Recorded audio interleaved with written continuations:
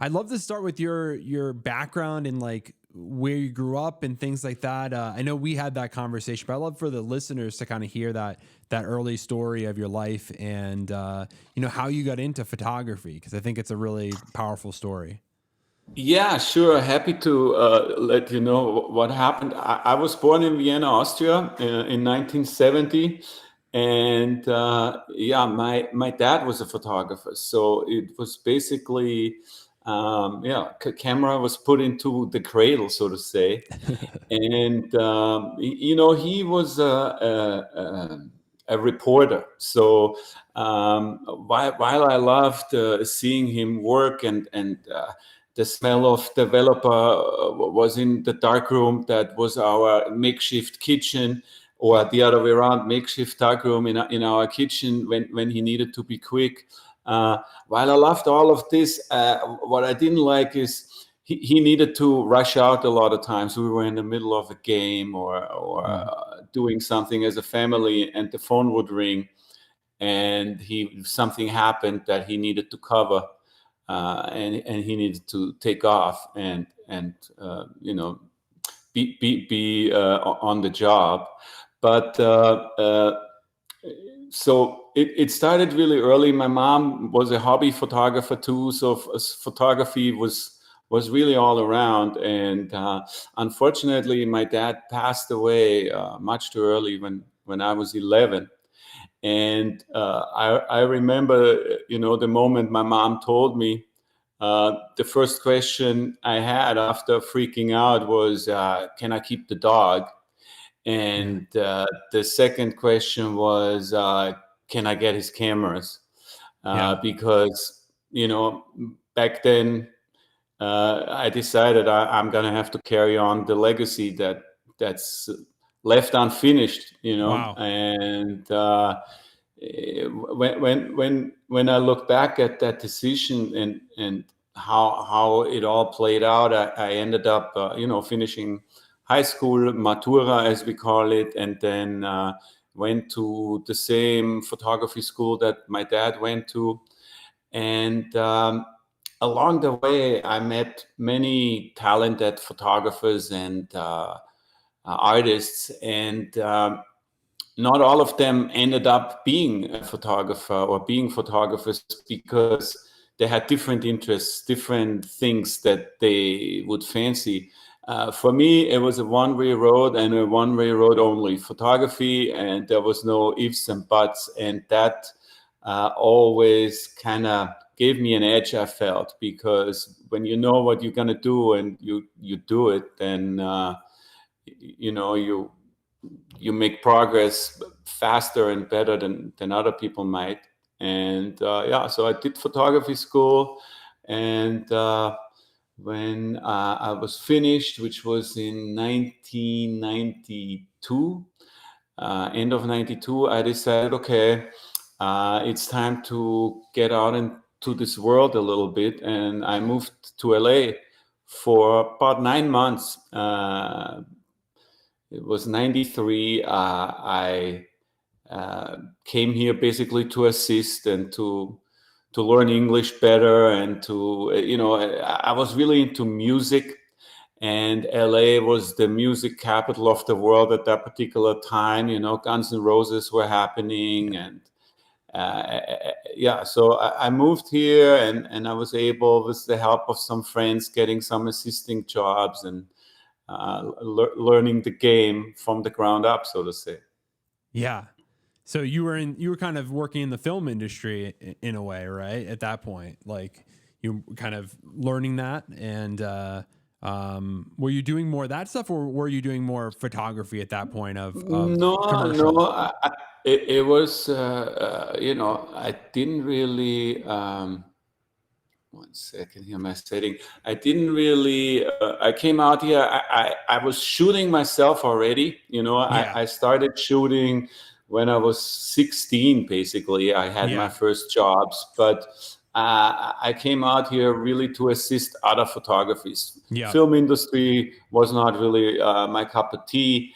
I knew a stylist that she was from Austria originally, Sylvia Rabenreiter, and she was connected to some photographies and got me my first gigs, third assistant, second assistant. And then I met this photography duo called Malucci Walls, and they were my first like regulars. They would get me on gigs, and they worked with some of the Hollywood stars. They shot Christopher Lambert for Highlander. So I was the stand-in for the movie poster for him, and I worked with Mickey Rourke in a boxing gym, and I lasted 9 months until my money ran out. And crazy story, I bought a car that I couldn't get rid of right away, so I had to fly back to LA one more time to sell the car and a couple of pieces of furniture. And I landed in LAX. I was supposed to stay with one friend. It didn't happen. Ended up on the couch in Silver Lake, and it was when the Northridge earthquake hit. Wow. So I experienced the last big earthquake in LA firsthand, slightly drunk on a couch. And of course, I couldn't sell the car because, all hell broke loose, curfews and riots, and so that was my early LA story, and then I basically went back to Europe and went to Greece for 6 months to collect tear sheets. Back then, that was the game. If you wanted to be a photographer, you needed to have tear sheets. And then went back to Vienna. I'm not familiar with that. Tear sheets it basically means you're published in a magazine. Okay. So instead of having a print in your portfolio, you tear the sheet out of the magazine, and then you have back then I was mostly shooting fashion, or mostly interested in fashion. So you had the tear sheets from the magazine. So when people looked through your portfolio, they were like, "Oh, wow, he works for this magazine and that magazine." Yeah. Oh, that's great. Yeah, tear sheets. I never heard that before, but that's really interesting, because now it's all digital, but like back then it's like almost a proof that you were actually a magazine, right? Like you actually had to tear it out. Yeah, it's funny to think, that's how quickly times change, that tear sheets and set cards and all these names don't mean anything anymore for your generation. And I have another story that might be quite interesting for you. I ended up on a gig in Vienna that was quite special. I was assisting, it was a 2-year college that I did, and I was assisting in a 1 month window. I was assisting this guy in Vienna that was quite famous. And not only was he famous for his good photography, but he was also known to be very difficult to deal with.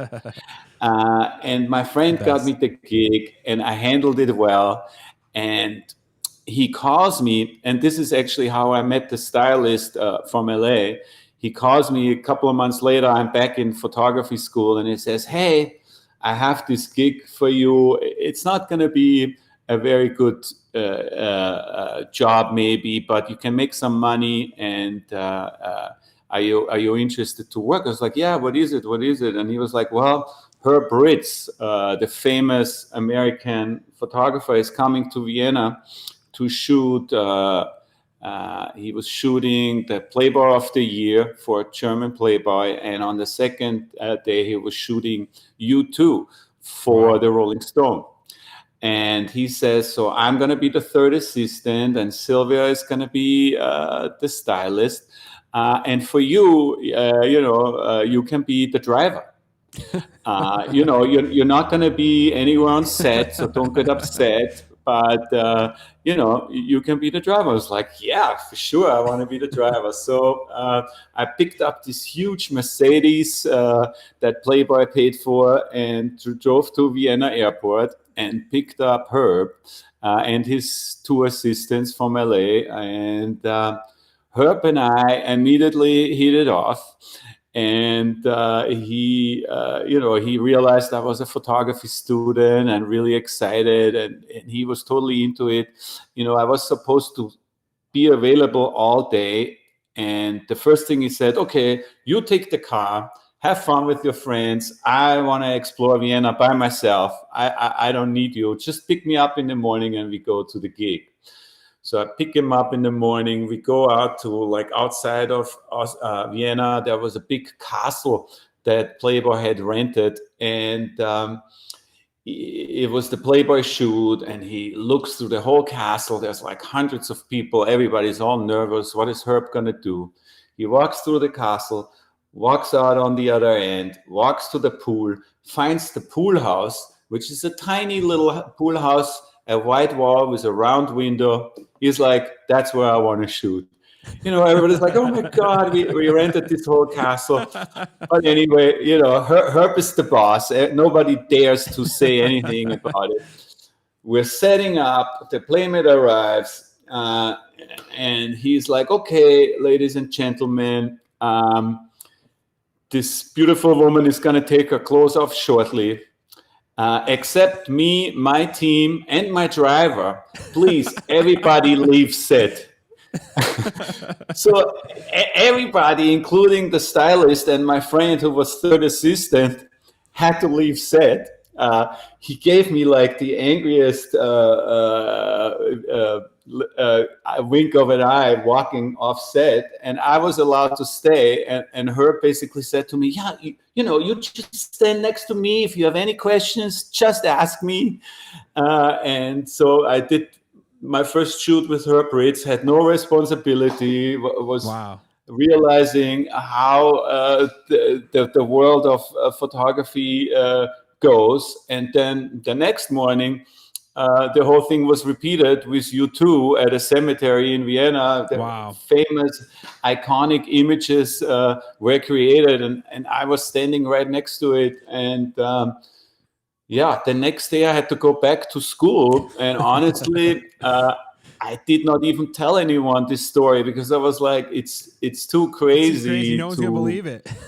Yeah, I don't think anybody's going to believe that story. So you kind of say, like, when you tell that story, you kind of say like you kind of stumbled into it, but I like personally don't believe that. Like, I don't think you stumbled into it. Like, I want to ask you about like, what do you like when you tell that story?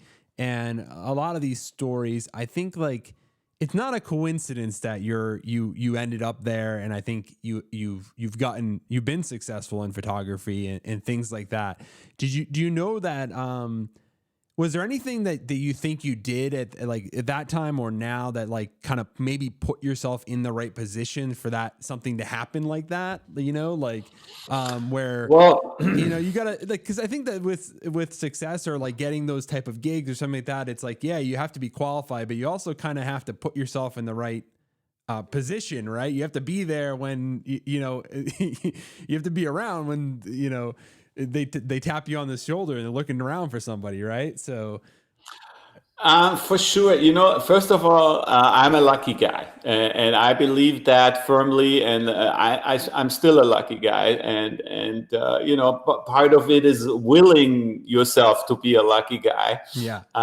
Second of all is what I said about having the dedication early to say, this is what I want to do, and not looking left, not looking right, because it's just that dedication to one goal and one goal only that sets you apart in any kind of gig, no matter if you're an athlete or an artist. And then what's the famous saying? Now I can't think of it, but basically, you need to prepare yourself all the time to be ready when something that you want to happen happens to you. Exactly. No, it's a great way So of putting it and looking at it, because that's true. You know, you can't make. There's definitely luck in anything, but there's also like you got to be prepared for when that luck happens or when that moment happens. You're ready for it, right? And you step into it and you say, "I'm here. I can be the driver." yeah, definitely. Or and not have You an know, ego, right? Like you could have had an ego and said, "I'm a photographer. I'm not a driver." Like, you know, like right. you could have said that, right? And you know, some people may have said that, but They might have. you knew that I could say, sure, be the driver. Like in just being around and then just being around a photographer of that caliber, you just instinctively knew that, you know, that could lead to something, you know, like, you know, which is great. You know, it's funny because sometimes, you know, in the moment when you get offered something or something comes your way, you have to take a decision. And I didn't even think it through. But once I was at the airport and Herb was here, I realized right away, oh, this is the way better gig, because then instead of spending 2 hours with him on set, I get to meet him. Yeah. You know, I'm driving him. I build a relationship that goes Yeah, for sure. beyond a couple of hours. And yeah, I guess, you know, life happens for you. You know, Yeah. is another saying that I really like. And it, You and that also counts for negative things. You know, like sometimes things happen not the way we want them to happen, or something bad happens. But I try to tell myself even the bad things happen for a reason, and something good might or will come out of that. You know, yeah. maybe it's a blessing in disguise, or Yeah. you know. I mean, that's happened. I think anybody that really looks at their life, I know in my life for sure, like, you know, you in the moment you think something bad happens and you're like, this is the worst thing that could ever happen. And then, you know, you look back at it and you say, you know, no, that was really good that happened, because I actually like, because that happened, that forced me to grow in this way, and it led to this, Exactly. you know. Mhm. And you know that I think anybody who analyzes their life, you know, you know, that's what happens is a lot of times is the moments that you think are really bad are actually a jumping off point to something that's really good, or is another opportunity or something like that.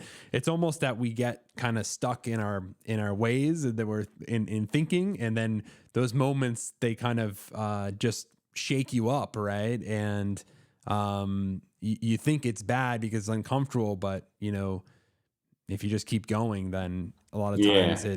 it leads to something And better. all the successful people always tell us that it's not the successes that taught them anything. It's always the Yeah, failures, you know. So definitely. yeah, so that was my her Brit story, and you know, it helped me in so many ways, because you know, it gave me a window to the world that I want to be part of after I'm done with photography school. It made me realize, oh yeah, her Brits only uses film and a reflector. You know, Yeah, there's no magic sauce. Just the basic stuff. And I remember I was also in charge to driving the film to the lab, mm, and you know, the lab was kept open for her 24 hours. They were waiting for the film. Everything was supposed to be a rush, and you know, the guy from the lab, he knew I was coming, so he called me and he said, ask him which developer he wants. I have everything in stock. yeah. So to make sure, you know, he gets what he wants. So when I asked Herb, so Herb, how do you want to run it? He's like, well, how do you guys run it here in Vienna? And I'm like, whatever way you want. He's like, standard. I'm like, well, He didn't care. I mean, you know, he wanted it done good. It was the best lab, but he didn't have any special Yeah, it's just requests. like Standard. whatever, Yeah, whatever they just have in run it stock. standard. Oh man, He did request the contact sheets to be on fiber paper, and yeah, that was about it. You know. yeah. That's amazing.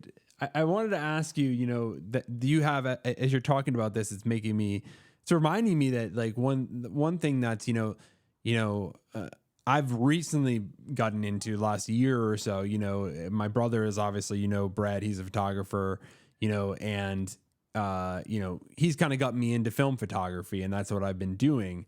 And one thing, as you're talking, is like you kind of, you started in the film era and you've kind of gone through to now digital and things like that. Do you ever shoot film, or do you ever miss film, or no? You just really like digital. Well, when digital first came, which for me, my first digital camera ended up being the Canon 5D Mark I. So I think that was maybe around 95, 96. I'm not 100% sure. But when it first came up, I was like, I'm a film shooter. Digital photography, not in my lifetime, And very funny to say that 2 years later, I bought my first camera, and of course, I was gonna go digital. But at first, I thought, no, not in my lifetime. And then, the 5D Mark I was a great camera. Yeah.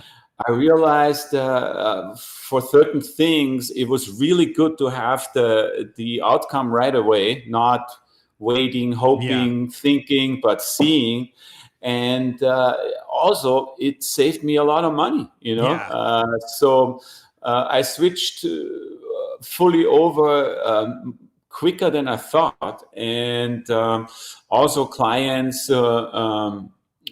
requested it. They wanted to see on set right away. So film was out pretty quickly until I would say maybe about 10 years ago, when film had a revival. And all these hipsters started talking film and talking about it like as if they had found the secret sauce. And I was like, wait a minute, guys. I mean, if you think you've got something on me, no way. And then, I was like, okay, I need a cool project for film. And I decided, while I was living in New York, I was really pursuing street photography, and we should probably talk about that too. But once I came to LA, which is already now 12 years ago, I realized street photography here will not be the same as in New York, because nobody's walking here. So I would have to drive somewhere and then get out of the car and walk around. And in New York, I was just every day when I was going from A to B, I was shooting. So I was like, no, I'm not going to do street photography. And I started a project called Topanga Beach, which you see right here behind me.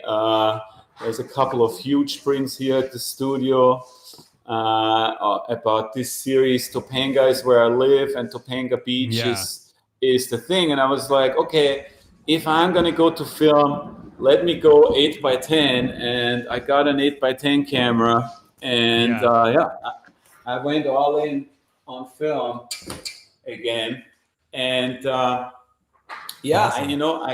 I kind of echo the podcast you have with Pete, where you guys talked about it a lot, and it is a different quality that you're getting, and the beach is one thing, and 8x10 is another. But even now, if I shoot portraits sometimes on film, the skin looks different, and sometimes it's a great tool. But honestly, for most of my portrait work now, I'm shooting digital. I have a new camera that you haven't seen yet. I switched from Hasselblad to Fuji. And this beast is, where's my thing not coming? Is that a medium format digital, or is this is the Fuji GFX. It's a 100 megapixel camera, and I just love it, and Yeah. I do still make the files. I tweak them in a way that I even add a grain to it at Yeah. the end to kind of keep that film Simulate it a look little bit. alive. Yeah, but it's just the convenience, no money spent, Yeah, instant, no, for sure. uh, instant. I know, do I have the shot Or not, or yeah. don't I? But I do both. To is the short answer. Yeah, yeah. As a hobbyist photographer myself, I can shoot film, but I can't imagine, if someone just was a professional photographer and had to do work and was like, no, I'm not doing any digital. I'm just doing all film. It's like, it seems like you're signing yourself up for a lot of pain in this day and age, because the expectations for turnaround time and all things like that from clients and just et cetera, I don't think it lines up with, getting things developed and only having so many shots and hoping you got it right and stuff like that. But Yeah, it's definitely a different beast. I remember the first time I had a shoot with film again after not having done it for a long time with like a crew. It was actually a shoot here at the studio with Noah Cyrus. And the biggest difference was, and in a way it was kind of cool, but in another way it was also kind of scary for me, is normally the way these shoots go down is you're hooked into your computer with a tether cable, and while you shoot, everybody's looking, right? So the yeah, stylist is looking, the makeup artist is looking, if there's any tweaks that they can't jump in, and this is the part that can be annoying. You also have the publicist looking. mm, So, they're kind of like looking, and if they see something that they don't like, they might interfere in the weirdest kind of yeah, ways. So, I was shooting film only on that gig, just to kind of see how I would like it. And it was like for a magazine, editorial client, no budget. So I was like, okay, I can do that decision. I'm not answering to anybody paying me big bucks what I have to yeah. do. I'm going to shoot film. And it was kind of freeing.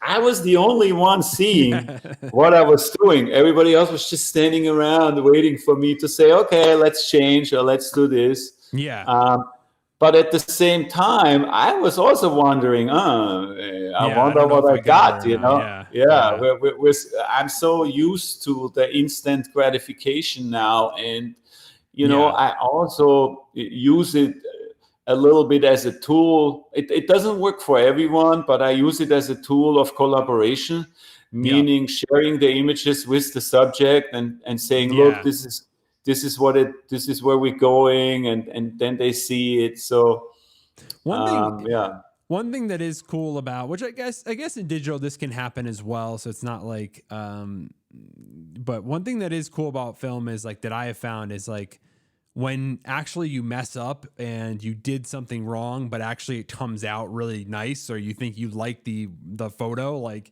and you got the exposure wrong, or you just like mess something up, right? Yeah. And you like would expect that it would be something you didn't like, but then you end up like being surprised. And just as a generative artist, I always think of like that's kind of like the randomness almost, like in generative art. Sometimes you're working on a piece or something like that, and then you add something that you don't mean to. You add a bug that like in the code that shouldn't be there or something like that, that you didn't mean to do, and then all of a sudden it just produces an output that you're like, wow, I love this, like, and you wouldn't expect.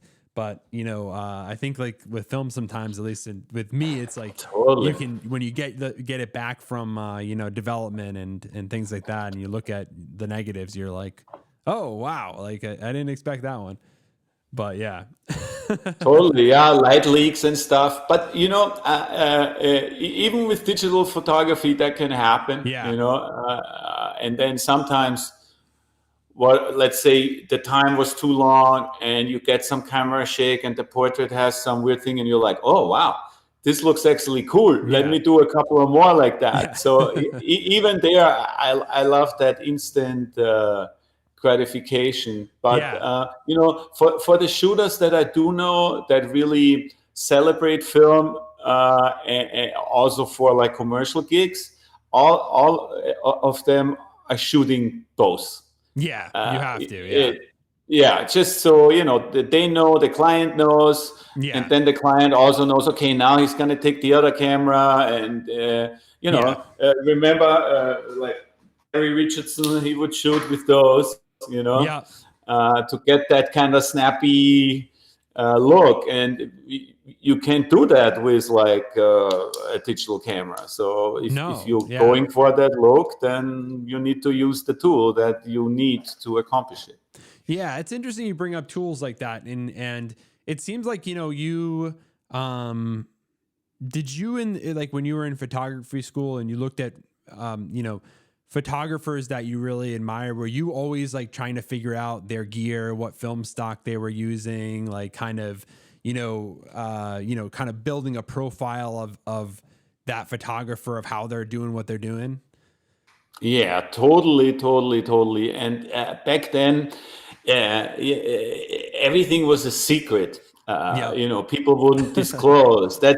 That's why how Herb Ritz was going to develop the film. I had like a lot of people in Vienna waiting, asking me, so what did he do? What did he say? Yeah. And I remember buying these. It was called a Jobo drum film processor, Yeah, they still have where that. instead of doing it was Yeah. on a machine and you could do color. So I did my own C41, which is Yeah. the negative processing, and I did my own E6, Yeah. which was the slide processing. Yeah. And I would test every film they had, and then I would also cross-process them. That was Wow. really hip in the 90s. You would run a slide film as on a negative developer and Oh, the other wow. way around, and you would get these color effects and that's gonna also people be like, what? There was no Photoshop, right? Yeah. So there was no way to say, oh, let me push the colors, or Yeah. you had to do it in camera or in Yeah. processing. With the developer. Yeah. The crazy thing, or the one thing that I did find out for me, the more I tested, the more I realized at the end of the day, I pick one or two films and I stick to those, Yeah. because this whole, it's good to test it all and see what you like, but then you kind of like pick your poison, and then that also kind of helps you, because when Yeah. you're young, what everybody's kind of like saying to you is kind of like, well, what's your style? What are you, what are you known for? What do you want to be known for? How should people recognize that this Yeah. photo is one that you took? And I was really struggling with that for a long time. And even when I moved to New York, when I made the big move, I still had people kind of like saying, well, you're doing too many different things. You need to kind of like Mm. hone in one thing and one thing only. It's a very American way of professionalism. Yeah. And before we go into New York, because I want to talk about New York and in your street photography there. Did you have a style when you were younger? Like, you get this moment, you get your dad's camera, and your dad was a journalist, right? So he had a certain style. Did you immediately want to be a journalist, like in like him at first, or did you, or what were you thinking at that age? I was immediately clear I was not going to be doing what my dad Yeah. did, mainly for that reason that I mentioned earlier, that I didn't want to be sitting here with you and then my Yeah. phone rings and I have to go. Yeah. I just didn't like that. And my roots, my first love in photography was music photography. Yeah. And You mentioned that. Yeah. actually, I met a lot of photographers along the way that kind of have the same story. And the story is really, I also wanted to be a musician, Yeah. but unfortunately, I had no musical talent.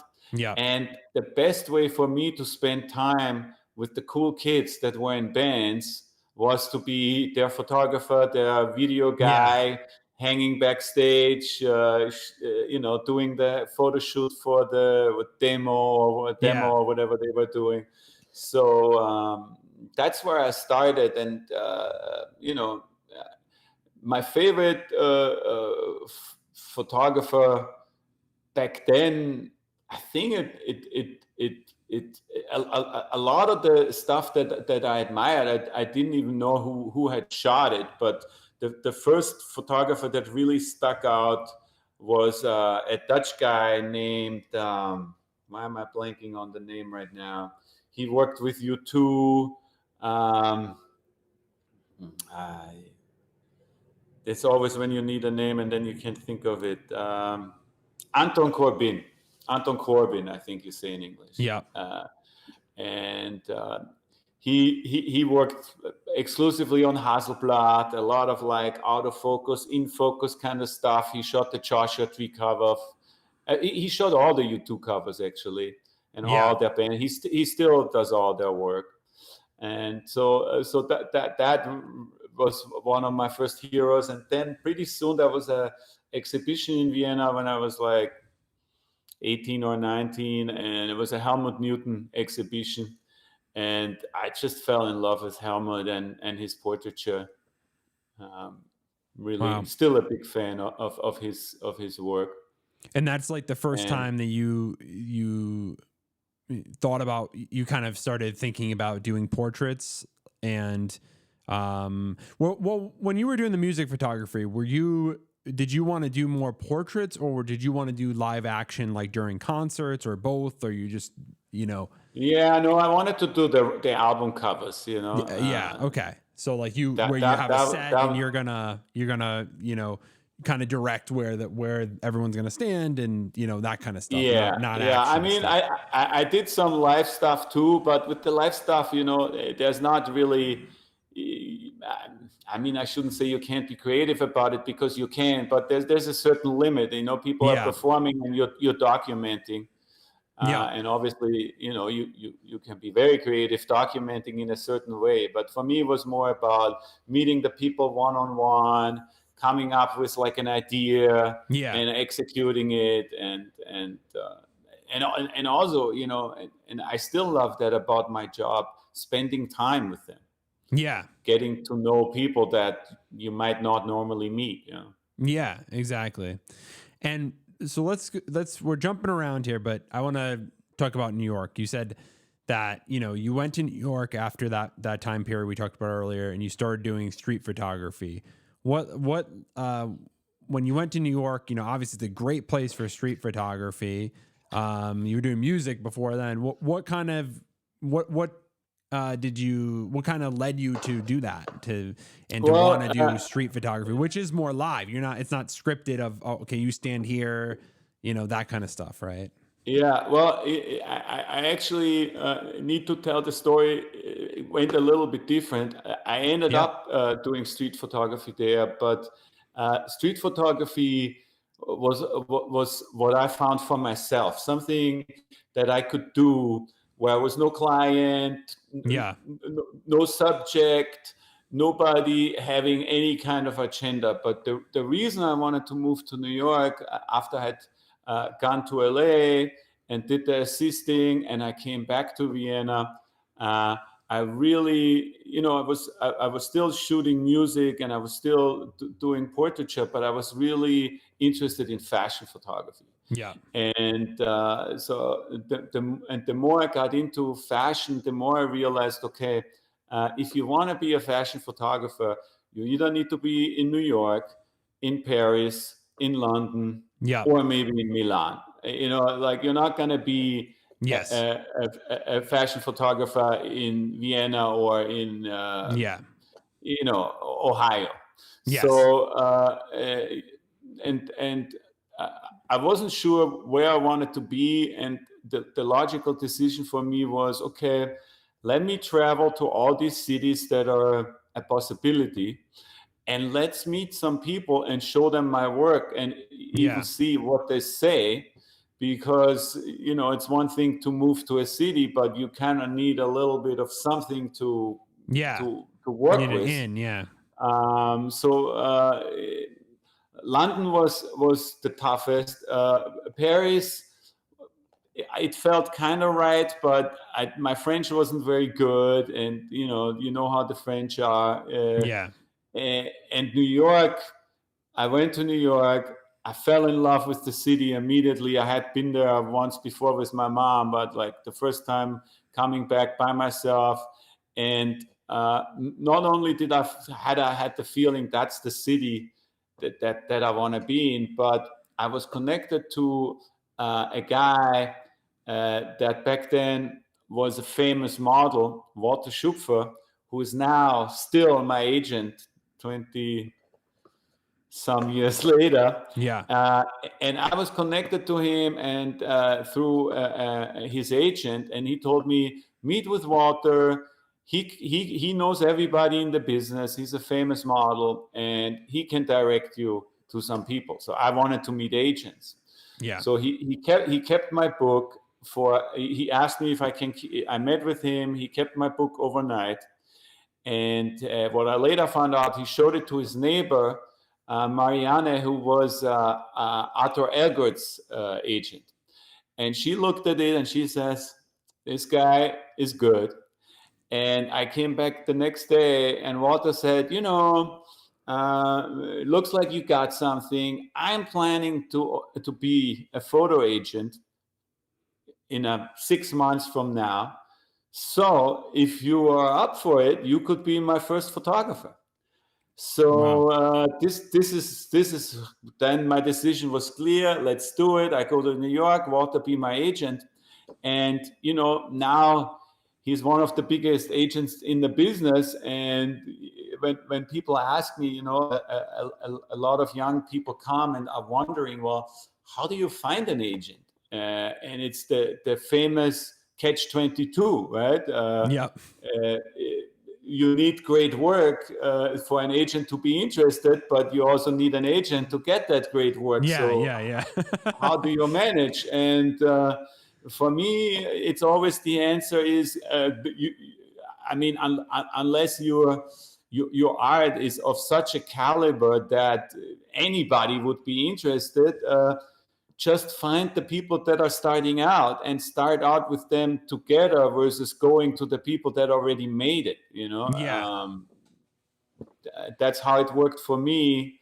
And luckily enough, I found a person not only that was ended up being successful being an agent, but also that was honest, because there's lots of stories about people getting ripped off by their agents in all kinds of ways. So I got lucky again, the lucky guy. And found my agent, and he's still my agent now. I mean, the business is like not even close to what it was back then. Everything has changed for so many reasons. Relationships are important, Yeah, for sure. And again, like, I think you sense that, you weren't going to do it again. Like, you weren't going to do it the way that everybody else was trying to do it. 'Cause you sense that, there wasn't as much of an opportunity if you try to do the kind of, the obvious route. You went with somebody that was kind of untested and, totally. But I have another good story for you. Today I'm coming out with all the old stories, and awesome. I'm kind of glad we're talking about it, because these are really important stories to share, but they have nothing to do with the Web3 NFT world. So this isn't just about that. This is exactly. So I've never really visiting your studio. So so Rainer, you could tell any story you want. It doesn't have to deal with anything. Thank you. So this story is, I arrived in New York. Walter was running his agency out of his apartment. I was his first photographer. And as I said, I wanted to do fashion. And Walter's connections were and are only the best. So what was my first appointment? Raul, the creative director at Harper's Bazaar. Oh, wow. So, I go to Harper's Bazaar, I meet Raul. Raul is looking at me and he's like, so, let me get this straight. You come just straight from Vienna and Walter is your agent now. And, kind of like, wow, like, and you're coming to see me. I'm like, yeah. And he's like, okay, so, well, you want the honest opinion or not? And I was like, yeah, well, of course I want the honest opinion. He's like, okay, don't take it personal, but if you want my opinion about your portfolio, is throw it in the garbage. Oh, man. And I was like, oh my God, I mean, I wanted you to be honest, but I didn't want Not you that to honest. ruin my life. And he was like, you know what, don't of course don't throw it in the garbage, but here's what I mean. Your work was done in Vienna, in Prague, and in Munich. Some of my tear sheets were from Greece. So all these models that you're shooting, they're not A, B, or C league. They're like, I've never heard of them. I've never seen them. They're not really something that I would somebody who I would be working with. Yeah. The hair and makeup you're working with is not up to the standard that we have at Harper's Bazaar. The styling, I mean, some of this is ridiculous right now. Yeah. I mean, so I see you are a talented photographer, but my recommendation for you is go here to the agencies, look for the new upcoming girls and start testing and come back in a year or so, because, I can't do anything with that. Yeah. So I was like, okay, well, it wasn't what I wanted to hear, but it's good. I got it out of the way right away. And he didn't say, oh yeah, very nice. I got the honest opinion of an opinion leader. And, this was pre-cell phone, pre-texting and anything. I remember driving back to Walter, and Walter was like, well, so how did it go? Yeah. And I was like, well, he told me to throw it in the garbage. He was like, what? But then again, I think it's coming up, but like that, even that one, like you had the humility of taking that criticism as harsh as it was, and you didn't get that discouraged by it. You also didn't deny it. You didn't say he's wrong, and I'm going to do what I want to do. You said, no, that makes sense. And he's not attacking my photography skills personally. He's saying those are okay. He's saying that, all these other elements that make up a photograph, especially a fashion photograph, are, not up, are kind of affecting the final output.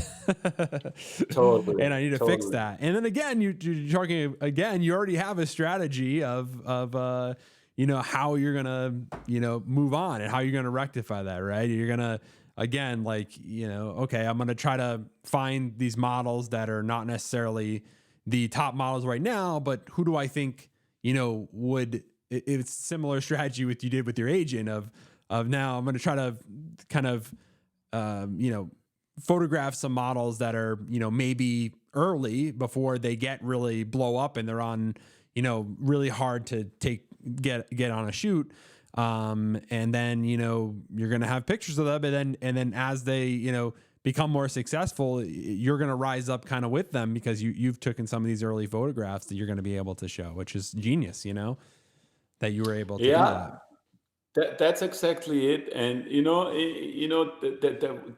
the one thing maybe to jump around a little bit more in our conversation is looking at the situation now. I don't know how should I say? I don't know how much I can encourage young people nowadays to take up the job as a photographer, because things have changed so drastically, and Yeah. while there will always be some photographers, that game that I was playing back in the 90s, Yeah. that doesn't exist anymore. Yeah, well, it's just showing that you can't model your exact moves, but I think if we wind back the clock and put your younger self today, I'm sure you still figure out a way to make it work, right, and to break through. I'm confident in that. Just talking to you, it's not necessarily a specific set of things that you're going to do that you're going to be able to replicate decades later. That never happens, but it's more a mindset of like you said, like accepting the criticism, like working with it really, and not getting personally offended, and just continue to move forward, right, when these happen, and find a way through, right, the determination to succeed, which started early for you, which is just amazing, is that moment at 11, it just stuck in your head that I'm going to be a photographer, and like I'm not thinking of anything else, and I'm going to just continue working. And it is almost like destined, like you were saying earlier, you were destined to be a photographer, and you believe that, that it was almost, this thing that was going to happen, and it was going to do it. And you had the determination to do it. It was not almost destiny, it was destiny. Yeah. Yeah. Which is awesome. So go ahead. I had arrived in New York. Fashion was my dream, and now I was there and I was living it. And so I jumped in and I did the testing, and I did start working for international magazines with the right people. And while I was doing it, I started to realize, maybe fashion is not it for me, because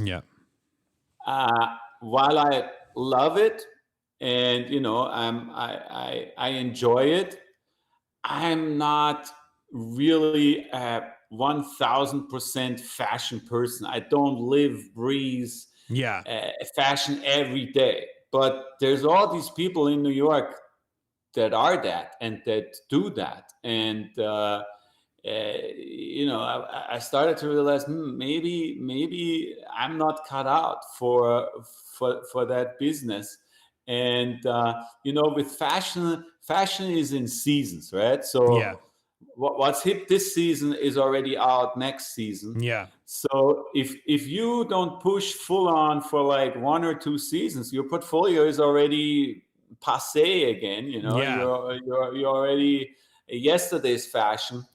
And so as quickly as I got into it, and had little bits of success here and there, I also realized maybe not 100% me. And then I think that was probably also a smart move on my behalf, because if you're not 100%, if it's not a hell yeah, then how you're gonna be you knew you were going to get burned out, or you were losing kind of your creativity and so the fun of it. I just did less of it, and I concentrated more on the things that I really love, like music and portraiture. And in hindsight, these stories often sound so like the perfect Hollywood movie, and there were stretches of times in New York where I didn't make enough money, so I was running up credit card debt. I was frustrated because I didn't get the gigs that I wanted. So I don't want to make it sound it was always so easy for me, and I just fell from one thing into the next, and it was easy sailing. It was a battle, and it's a battle for all of us. So just wanted to make that point.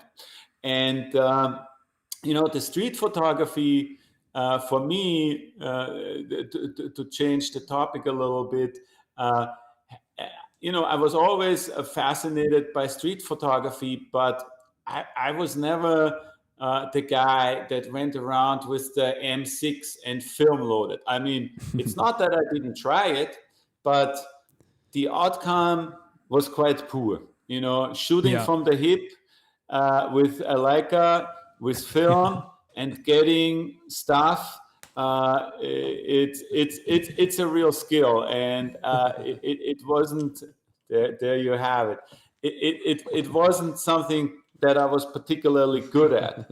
But when the first digital point and shoot cameras came out that were, you know, this size, uh, but digital, that Yeah. changed the game for me because I could work. First of all, you know, everybody has a different street. Every street photographer has a different style of how they approach it. But Yeah. mine was always kind of like the fly on the wall. Try not to be caught shooting.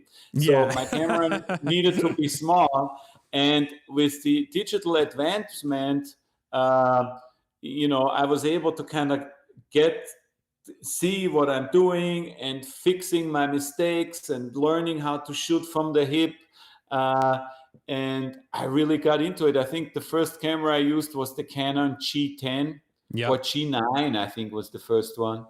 And you know, but people would hardly realize I'm taking Yeah. pictures. And the more I was doing it, the more I got addicted to it. And I would basically, you know, shoot every day because I would get up and then I don't know, was I going to the studio or was I going to an appointment or was I going to the agency or was I just going to see a friend to have a breakfast?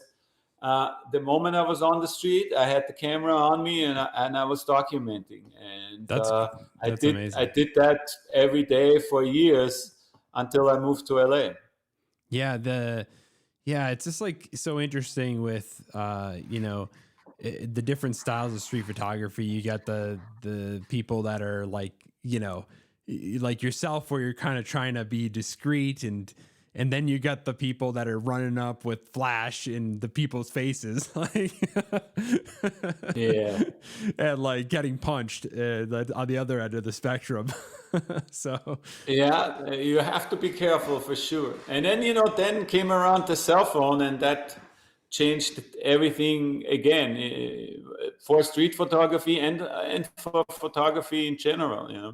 yeah, definitely. Like it's interesting because you know it's kind of you know the tool doesn't make the photographer, right? Like you know it's yeah, gear matters, but you know I think you know if you give a good photographer anything, pretty much as long as it can take a picture, they probably can make a good shot. Definitely, definitely for sure. And you know, two things come to mind. The famous quote. I always thought it was Annie Leibovitz, but somebody told me it was actually somebody else. The best camera is the one that you have on you. Yeah, Uh, yeah, I always like that quote because you know, yeah, if your phone's the only camera and yeah, there's a shot in front of you, well, it's the best camera to have that shot right now. And yeah, the other thing that really encouraged me to be less, let's say, stickly about cameras and quality was when one of my heroes in landscape photography, Richard Misrak, yeah, brought out a whole book about photos that he took with the iPhone. And yeah. the book is beautiful and it was just another wake up call that, yeah, it's the vision of the artist and what you photographed way Yeah. more than how many megapixels and what lens you used to actually get it, Yeah, you know.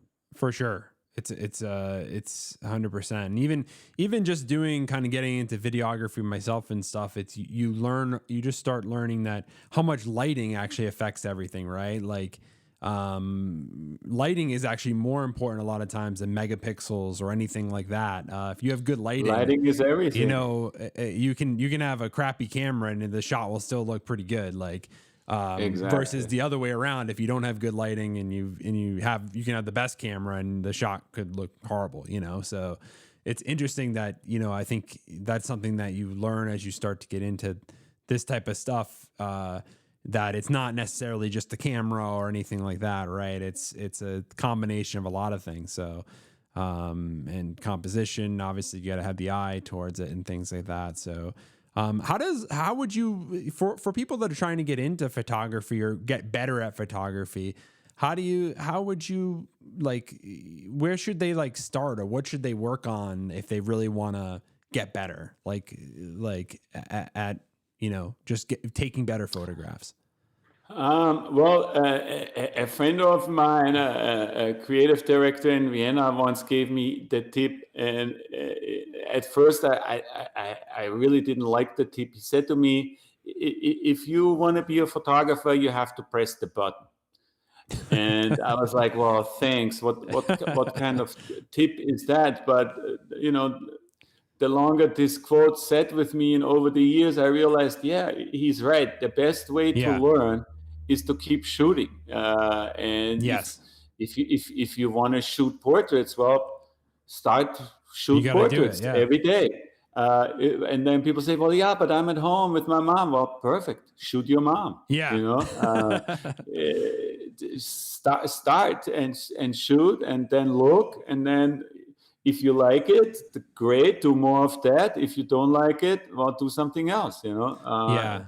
It's interesting. That's the best tip I've ever gotten. I mean, Yeah. obviously, you can do a masterclass nowadays on YouTube with Anna Leibovitz herself, but yeah.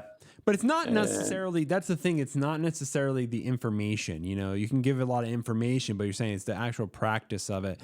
It's internalizing that information, which is, it definitely is like, with me doing the film photography and stuff like that, and just learning that like 100%, just shooting has like improved a lot. And even, at first I was like, oh, I need a light meter, like 100% need to see the light meter. And, as I've been shooting more and more, I'm realizing that just from shooting, I'm dialing in settings, and, I bring it up to my eye now, and it's already correctly exposed. You know what I mean? Like I'm just Totally. seeing the light that I'm able to just guess or just intuit what exactly settings and how that exposure triangle is going to work, and to get it right. Right. Where before, when I'm just starting, I have to, look and, just completely, I don't even know where I'm going, just kind of look at the light meter. But, I could totally, and I was like, at the beginning, I was like, how could anyone like not use a light meter or use Sony 16 as what they're calling it, and things like that. And I was like, that's impossible. I can't do that. But you just shoot. And I was like, and you just shoot, and the more you do it, the more you start to, it just naturally happens, right? That you start to realize, and your eyes make kind of start to get more sensitive to, okay, how much light is what I'm looking at, and you kind of sync up with your camera of how much light it needs. Yeah, you're totally right, because at 12 noon in LA, the setting is going to be the same. Well, today is overcast, so you have two settings. You have the blue sky setting and the overcast setting, but most of the times, about that time, that's the reading I'm going to get, and you read it 10 times or 10 years, but at one point you realize, well, the setting is still the same. The light is the light. Yeah. But of course, I still have a light meter too. It's good to have one, and it's a good conversation starter too, because nowadays people don't even know what it is. Yeah. I also have a color meter still. I found it the other day here in a drawer, and I was like, should I sell it? I don't really need the color meter anymore. Back in the day, you used it to make sure all the flashes had the same color temperature, and you were shooting a certain film.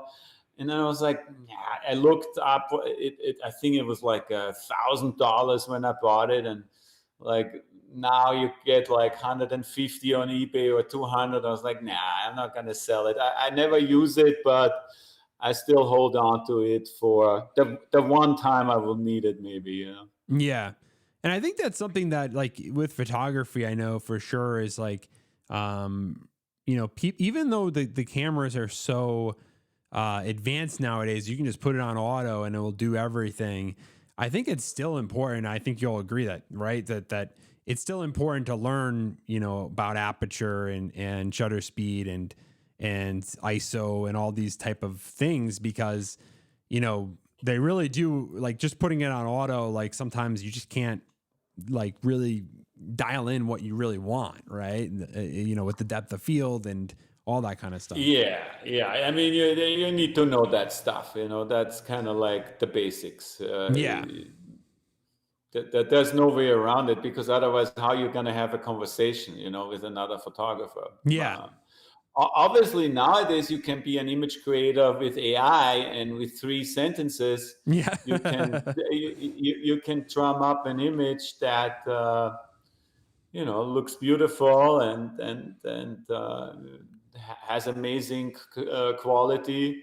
That was unthinkable. Yeah. Only when I moved to LA 10 years ago, that was even unthinkable.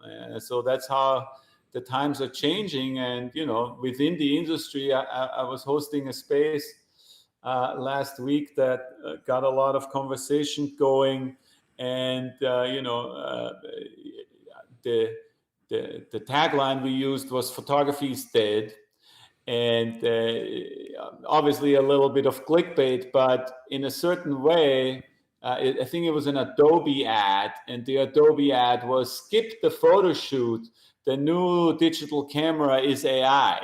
So Yeah. And what do you think, like, what do you think on that? Like, do you think there'll always be photographers, or do you think there will be more like just AI generated content?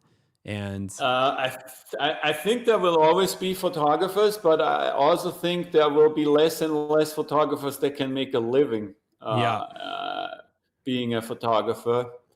Um, Obviously, eh, there's so many angles to it, but like, and once you talk about art or being an artist, then yeah, it's a different conversation than when you talk, let's say, about commercial photography clients calling you to take a picture. I think a lot of these things might go away, but also one might argue there will always be a place for authenticity and for realness, and so it will definitely not go away. There will always be cameras, and there will always be people yeah. pressing the button. Yeah, I mean, I always talk about the one thing I think back to is uh, mechanical watches, for example. Like, in the 80s when quartz came out, they thought that everyone said, okay, no one's going to buy a mechanical watch anymore. That industry is going to completely die because, quartz is more accurate, more, less expensive. Like, all watches will just be quartz because it's better all around. And, still the most desirable watches are mechanical or Swiss, and they're made in Switzerland by, watchmakers. And, they still have their trade going. And, even though a quartz watch, is more accurate, or your phone is more accurate, there's something to be said about human craftsmanship that's alluring to people that I think transcends maybe, just the practical aspect of it, right? For sure. And, photography and cameras will never go away, just like vinyl never did. And, Yeah. but, the, the description of a photographer is definitely changing. And it really depends a lot. Uh, what story do you want to tell, and what tool do you want to use, and why do you want to use it, and how are you using it? And Yeah. it's getting very particular, but for me, I haven't really found a good way to incorporate AI into my work. I've tried a little bit, obviously, to create, work with text, and it's fascinating. But It's not really what I'm looking for, and I don't want to diss it, but I haven't found a way to incorporate it into my workflow yet. Yeah, yeah. Well, I think it's just evolving. We'll see. Yeah. It's gonna be. I think we all can see that it's gonna be. I think it's gonna be as big as the mobile phone. When mobile phones came out and it kind of changed our lives. That level. I think AI will be that level of change. Right? You go out and you see Yeah, everybody. if not more. If not more, yeah, for sure. I Yeah. think in 10 years, we'll all be, interacting with some sort of AI assistant that is, has access to our conversation, stuff like that, is able to remember details. And you can say, oh, I had that conversation with Rainer last week. We talked about this about halfway through. Can you remind me? Or when you were earlier in the interview, you were trying to think of a name. You know what I mean? Like, and the AI would just come in and say, Rainer, this is what you're talking about. Yeah, exactly. They'll just like round out all our human imperfections and help us out, and we'll have a personal, like, individual one. That would be pretty wild. Yeah, and like what I said about AI was, there's AI in general, and then there's AI in terms of photography. Yeah. So yeah, I mean, and in both sectors, it is already huge, but Yeah. it's just for my photography, I haven't found a way to use it in a way that makes sense. Like Yeah. my how should I say? People call me for an authentic portrait. So Yeah. where does AI come in and help me? I'm not sure yet. Yeah, I I mean, don't I know in could that one, change but the I think backdrop. I think in fashion, you're right. Your instincts are right there, because I think what will eventually happen is, they'll basically, like they did with, a lot of other things, there'll be kind of AI generated ads, right? Which is already kind of starting, where, based on the person's viewing it preferences of what we know they may buy and their demographics, we're going to generate dynamically from, different shots that Rainer, for example, has taken, and then make a like real-time ad almost that's the most compelling to whoever is viewing it, right? And that's kind of what that's kind of where that's going to go, with along with text that's also fine-tuned for the person. So it just will be much more customizable. I think the AI will kind of stitch together, okay, we're going for this type of thing, but it'll basically customize it for like the end user, just like, it does when you click around and you view a certain product, and then it follows you around for next week. They're going to send it straight to our glasses, Yeah, exactly. So I wanted to ask you next about, you have, through your career, worked with some of kind of the biggest celebrities, athletes, artists that are out there, and taken, some beautiful portraits, taking a portrait of me, which I use, you've done the, I saw you using my portrait awesome. for this podcast. Yes, anybody who watches this and sees the portrait of me on the cover, Rainer took that in Marfa. So shout out to him happy for to sure. see that you're making good use of it. Yeah, and it's been such an honor for you to take my portrait, because you've taken some amazing portraits of some really famous people. What did you? I guess my question, what I wanted to ask was, how have you found so much success with working with a lot of people, and some of them probably are difficult, and some of them are pretty easy, but like, how have you been so successful to like navigate that and to get a good result out of them? Because obviously you need to take a picture of them, you need to kind of build a good rapport, right? Like, how do you do that? And how have you been successful, like getting in the right, mood, or whatever you want to call it, to actually deliver a good photo, right? Yeah. You know, I guess one thing that I kind of well, one approach that worked for me over the years is like I try to approach everyone. Oops. Uh, Never happened I before. try to approach everyone There we the go. same way, meaning, you know, I I am who I am, and no matter if I'm going to take a portrait of you today while we're in Marfa, or if I am standing on set with the Hollywood Reporter and I have a famous actor or actress on set, uh, eh, start with the basics and just go to the person, introduce yourself, tell them who you are, ask them how they're feeling, you know, just be normal and human. These are just, there might be a celebrity, but they're really just human beings like all Yeah. of us. And that's how I approach them.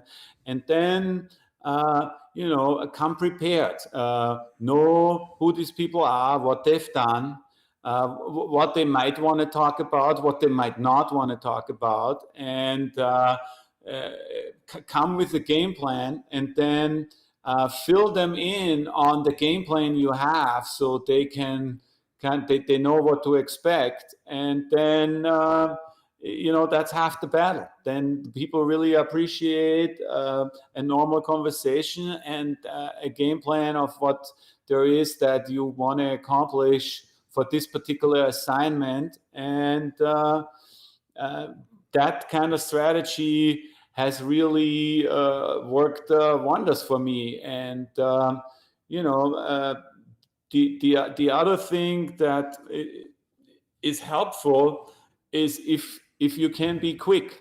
You know, Yep. nobody wants to waste their time, and you know, we're looking at some of the celebrities right now. Yeah. Uh, while you might think these people love doing a photo shoot, they have to do a photo shoot because they have a new record, a new Yep. movie. They have a contract that says they have to be at this photo shoot.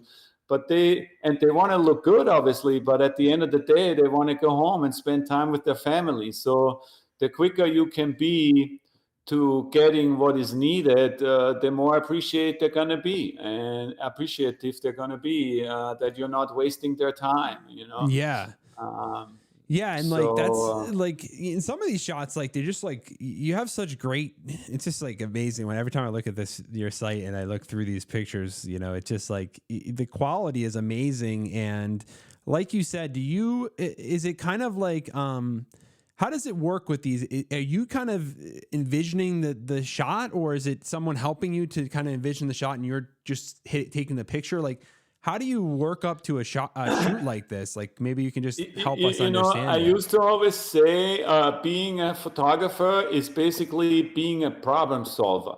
Yep. And what I meant with that is you're thrown at any given day, any given shoot, you're thrown into situations of parameters, meaning you have a person that you need to take a picture of. So, Yep. okay, is this person in a good mood? Does this person want to be here or not? Who Yep. else is here? Is there going to be styling thing or not? Where are we? Okay, is there, if we're outside, is it windy? Is there daylight enough? Is it raining?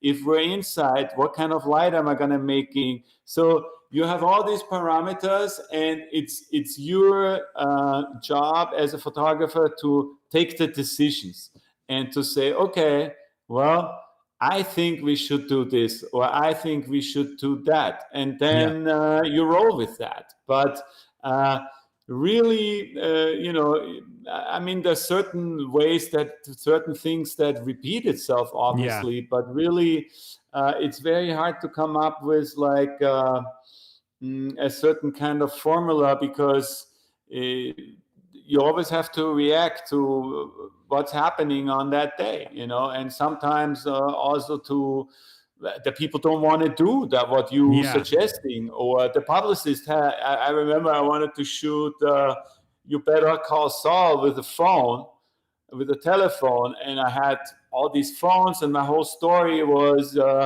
based on this idea, and I had a game plan, and I come to the studio, and the first thing that happens is the publicist comes to me and says, "Oh yeah, I saw you brought some phones," and I was like, "Yeah, I want to tell you, I'm really excited about this story, blah blah blah." He's like, "Yeah, we're not shooting him with any phones," and I'm like, "Oh, okay, but maybe can I talk to him?" And no, we're not shooting any phones. I'm like, okay. I guess I think of something else. And in that case, I used some Polaroid equipment that I had as part of the idea and made it more of the idea. But yeah, flexibility is king.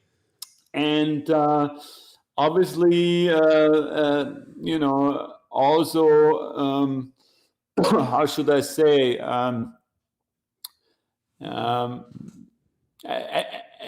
adapting to situations quickly. Yeah, I lost my camera feed 1 second. It's all good, It's a hot day here. As we do it live. There we go. So I think that's really key, is and also I think also one of the things is that you have a very calming vibe, and I think that's probably important working with people, right? Is you kind of got to get in there, like you said, it's a time pressure, but you can't give off a stressful vibe, right? You have to kind of do the opposite, right? And you have to tone down the environment, right? And make them feel comfortable. It's totally a vibe thing. And yes, that's definitely served me well to stay calm. And even if I'm not calm, because I know that my flash is not working and I don't have a backup here, and I can't tell anyone because everybody's going to freak out. While on the inside, I might be stressing. If you start showing that, the shoot is not going to continue well. People are going to be stressing out too and losing faith in that we're going to be able to accomplish what we're trying to do. So stay calm and carry on. The old British slogan is definitely very helpful. And the other thing is also making the process collaborative, so the people feel while you might have the overall plan and the ideas, they're contributing, and they can be themselves, because nobody wants to be fake for a photo, so and also you have to kind of see when something is not working, and then say, okay, well, I don't think that's working, let's do something else. It's not a big deal, every famous actor has been in the situation that the line he's delivering is not working for the director, and then they come up with a new line or a new way of saying the line. So same thing, if the light's not working, well, let's change it. You're working together to make the shot. I'm sure that actors maybe are the best to photograph, would you say, because they're familiar with kind of that environment of okay, I'm here to work, and I'm flexible, or no? I have another one of my stories for you.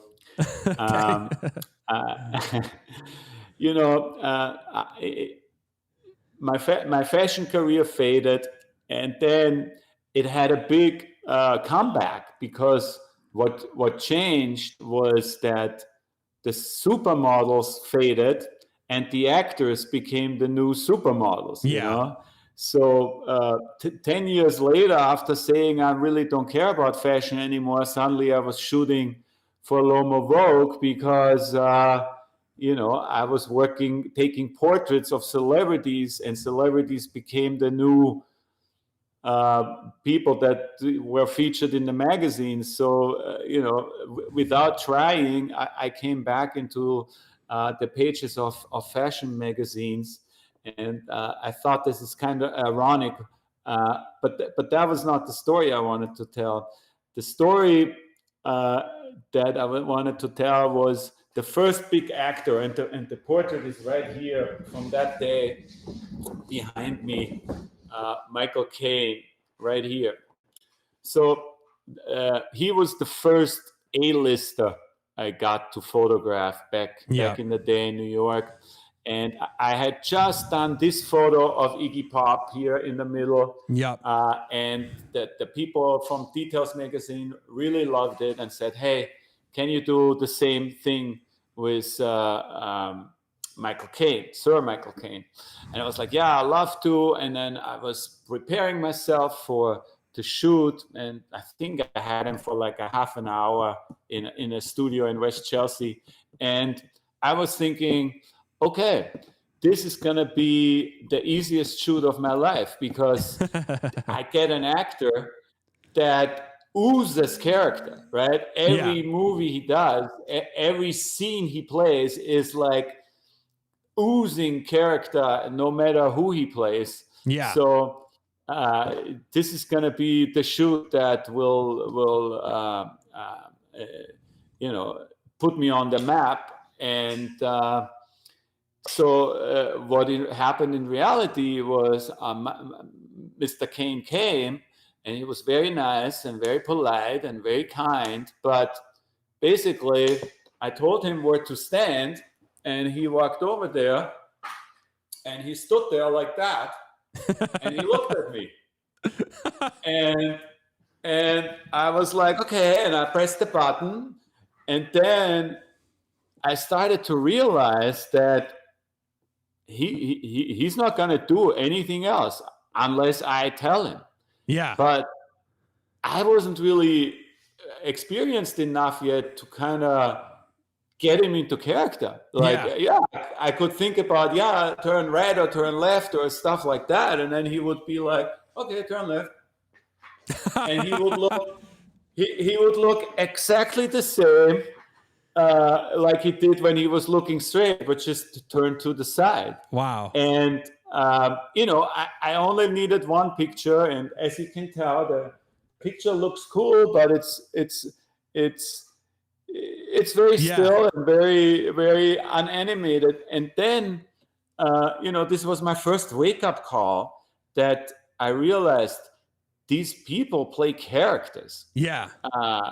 And if they are whatever, a detective or a gangster, then they become that. But if they're just good old Michael Caine, and you don't have any story for them, you just have a white backdrop and ask them to stand in front of that, well, that's what they're going to do. And then, that's what you're going to get. And over the years, I learned that, okay, if you want to tell a story that goes beyond somebody just standing in front of a backdrop, well, then you have to kind of be the director and direct them. And I give you my go-to line for the actors. If something is not working, or they're not able, or I'm not able to go where I want to go with what I have prepared,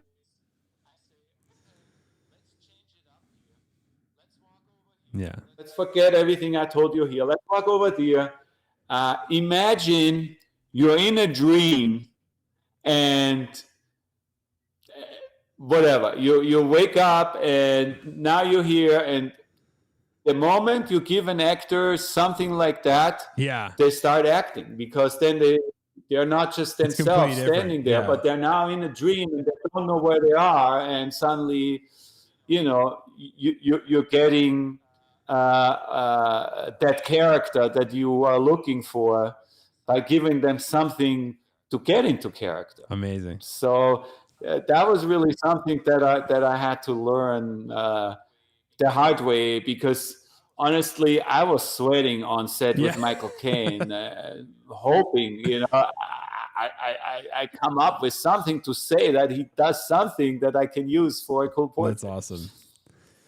Well, I think we'll wind it down now for this episode, but I think, How long have we been talking? We've been talking it feels for about like an hour and a half. Very long. And no, Okay. but it's maybe even later. I don't know. No, about an hour and a half. But we started late, I definitely want to have you back on, because I think like we just scratched the surface. You have so many stories, and we can keep going, and we can talk a lot. So I would love to have you back on, maybe in season 2. We'll do a reunion on this. I look forward to you. Thank you for giving me the carte blanche and telling all my old stories. Exactly. Yeah. There are actually probably the best stories I have, and you got them all. So it's awesome. And I think it's just it's really, I think people are really going to enjoy hearing them. I enjoyed hearing them, and also, just the hearing, they just don't hear that. It's hard to talk to someone like you that have had so much experience, with all this stuff, and you're not just starting your career, you're at the pinnacle of your career, and you really have learned a lot, and you have a lot to, teach others at this point, of life and photography and being an artist and all these things and all these stories and experiences and that you've had. You lived a really great life, and it's thank you for coming on and sharing some of it with us. It's been awesome. You're very welcome. Thanks for having me, and I look forward to season 2, and hopefully to have the opportunity to talk a little bit about my experience with the space and NFTs, because Definitely. meeting you in Marfa and all the great art blocks people really changed my life too. The blockchain it gave me the confidence to call myself an artist now. And there's a lot of stories to be told, but as you said, we'll save them for the next time, for sure. And where Rainer, where can people catch you? Why not? Where can people catch you? On Twitter, right? Is probably best. Or Twitter, my name, Rainer Hosch, is the best. Instagram, my website. And that's really what I love about this space so much, is that people are accessible. You can reach out to any. You can reach out to Snowfro, and exactly. I mean, he might not get back to you right away, but he will. You will hear back from him. And that's the same for me. Anybody out there listening, if you have a question, if you want to talk to me, reach out. I'll get back to you. Thanks so much, Rainer. It's been amazing, and let's do it again sometime. Awesome. Take care. Take care, guys. See you, everyone. All right, we'll see you soon.